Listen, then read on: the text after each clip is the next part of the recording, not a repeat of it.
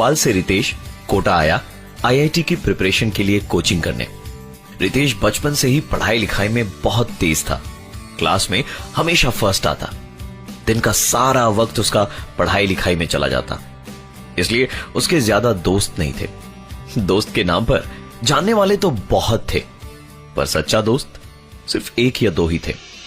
कोटा आने के बाद रितेश की बातचीत अपने सभी दोस्तों से प्राय बंद हो गई, पर देर रात गए कोटा में बने नए दोस्तों से व्हाट्सएप ग्रुप में पढ़ाई की बातें होती रहती। देर रात तक व्हाट्सएप पर बात करते करते कब उसकी आंख लगी उसे पता ही नहीं चला। सुबह उठकर फोन देखा तो घड़ी में 11 बज चुके थे। ट्यूशन के लिए उसे काफी लेट हो गई थी, इसलिए उसने सोचा कि आज घर पर बैठकर वो सेल्फ स्टडी करेगा।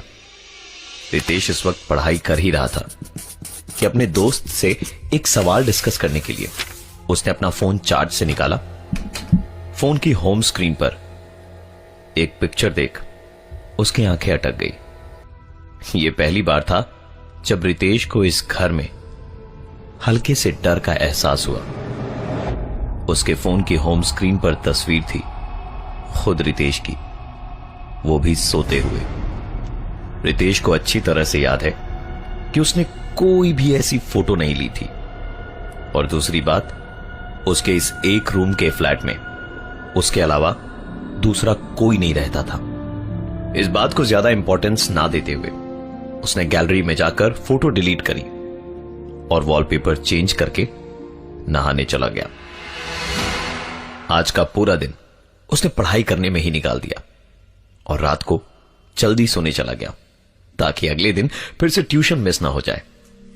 उसने अपना फोन साइलेंट मोड में किया कि तभी रात के 1 बजे उसका फोन बज उठा।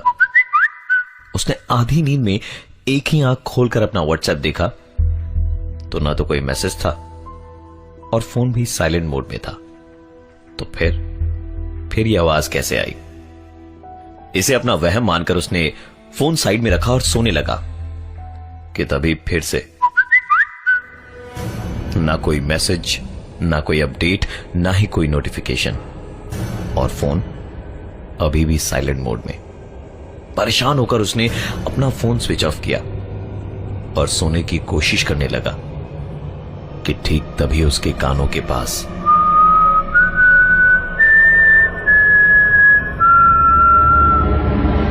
रितेश अपने बिस्तर से उठकर बाहर भागना चाहता था, पर वो अपनी जगह से हिल भी नहीं पा रहा था।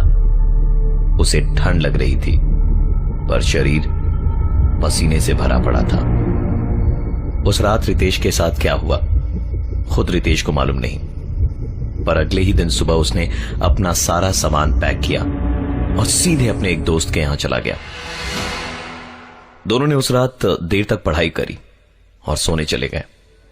सुबह जब रितेश ने अपना सेलफोन देखा तो उसके फेसबुक अकाउंट पे एक स्टेटस अपडेट था, आई एम फीलिंग स्कैर्ड, जिस पर किसी अनजान फेसबुक यूजर का रिप्लाई था, डोंट वरी मैं हूं ना। रिप्लाई करने वाले अकाउंट का ना तो कोई नाम था, ना कोई फ्रेंड और ना ही कोई फोटो। रितेश ने तुरंत अपने दोस्त से पूछा, तूने मेरा फेसबुक खोलकर कोई स्टेटस अपडेट मारा था क्या कल रात को? दोस्त का जवाब सुनकर रितेश टेंशन में पड़ गया कि आखिरकार कौन है जो उसके साथ ये सारे गंदे मजाक कर रहा है।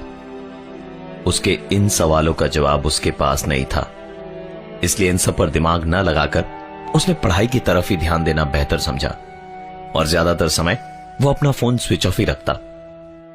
कोचिंग क्लास में बैठकर अभी वो पढ़ाई कर ही रहा था कि पॉकेट में उसका फोन वाइब्रेट हुआ।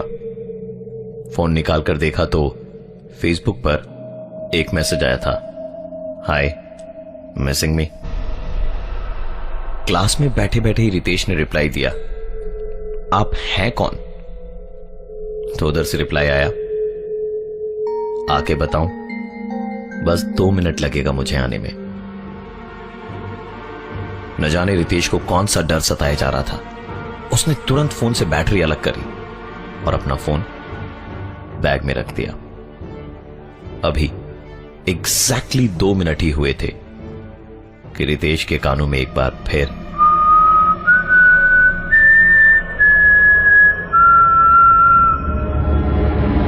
एक दिन रितेश अपने लैपटॉप से ऑनलाइन गया। फेसबुक खोलने पर ना ही उस अनजान आदमी के कोई मैसेजेस थे और ना ही उसका कोई प्रोफाइल।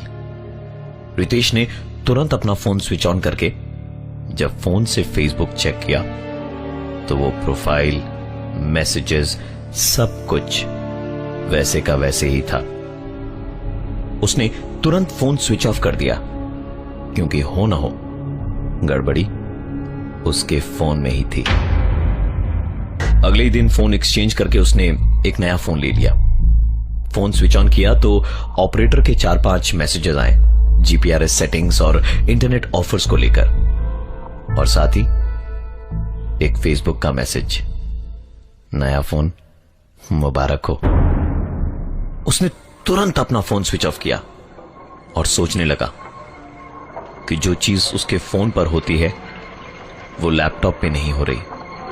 इसका मतलब लैपटॉप ठीक है पर फोन नहीं, और फोन चेंज करने के बाद भी अगर चीजें हो रही हैं तो इसका मतलब है फोन नहीं, सिम कार्ड में कुछ खराबी है। रितेश ने अपना फोन स्विच ऑन किया और अपने ही नंबर की डिटेल सर्च करी। पता चला कि उसका ये नंबर किसी प्रवेश का था। उसने अपना लैपटॉप ऑन करके गूगल पर प्रवेश plus Kota plus engineering plus mobile number type करा तो सर्च रिजल्ट्स चौंकाने वाले थे। Young bright student ends life, succumbs to academic pressure, ये थी हेडलाइन। पूरी स्टोरी पढ़ने पर पता चला कि यह प्रवेश की सुसाइड की खबर थी, जो इंजीनियर नहीं बनना चाहता था पर मां बाप और कोचिंग का प्रेशर इतना ज्यादा था कि उसने सुसाइड कर लिया। रितेश इस खबर को पढ़ ही रहा था कि उसका फोन बजा।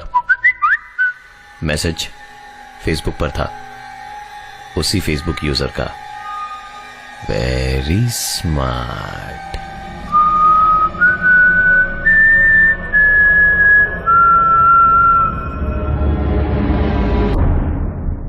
रितेश ने यह नंबर डीएक्टिवेट कराकर सिम कार्ड कंपनी में लौटा दिया और एक नया सिम कार्ड ले लिया। नए नंबर के आने के बाद रितेश के साथ यह सारी घटनाएं बंद हो गई थी। रितेश का पूरा ध्यान अब पढ़ाई की ओर था और इसी बीच उसका एक नया दोस्त बना आरिफ। रितेश का यह दोस्त बिल्कुल ही अलग था। इसकी पढ़ाई लिखाई में कोई दिलचस्पी नहीं थी और ये इंजीनियरिंग नहीं करना चाहता था। घर वालों की तरफ से बहुत प्रेशर था, इसलिए जैसे तैसे खींच ताच कर पढ़ाई कर रहा था। कोचिंग के टेस्ट सीरीज का रिजल्ट आया तो आरिफ उसमें फेल हो गया। रितेश उसे चीयर अप करने उसके घर पहुंचा तो सुना आरिफ फोन पर किसी से झगड़ रहा था। फोन डिस्कनेक्ट करके उसने रितेश की तरफ देखते हुए कहा, मैंने घर वालों से कहा था कि मुझे इंजीनियर नहीं बनना, देख लिया मेरा रिजल्ट। ऐसी बेइज्जती से अच्छा कि मैं फांसी लगाकर मर जाऊं। आरिफ की बातें, उसकी हरकतें रितेश को प्रवेश की याद दिला रही थी। जब जब रितेश इस शहर में खुद को अकेला महसूस करता, उसके पास आरिफ का मैसेज चला आता, भाई तू अकेला नहीं है शहर में, मैं हूं ना, बस 2 मिनट में आता हूं। मस्ती मजाक में कब आरिफ रितेश की फोटो खींचकर उसके फोन पर वॉलपेपर बना देता उसे पता ही नहीं चलता। आरिफ की ये सारी हरकतें प्रवेश से मिलती जुलती थी, इसलिए रितेश काफी डर गया था और अचानक ही उसने आरिफ से बातचीत करना बंद कर दिया। न्यूज़पेपर में एक खबर आई, engineering student succumbs to pressure and ends life. यह आरिफ के सुसाइड की खबर थी। इस घटना के बाद मानसिक तौर पर पूरी तरह से डिस्टर्ब हो चुका था रितेश।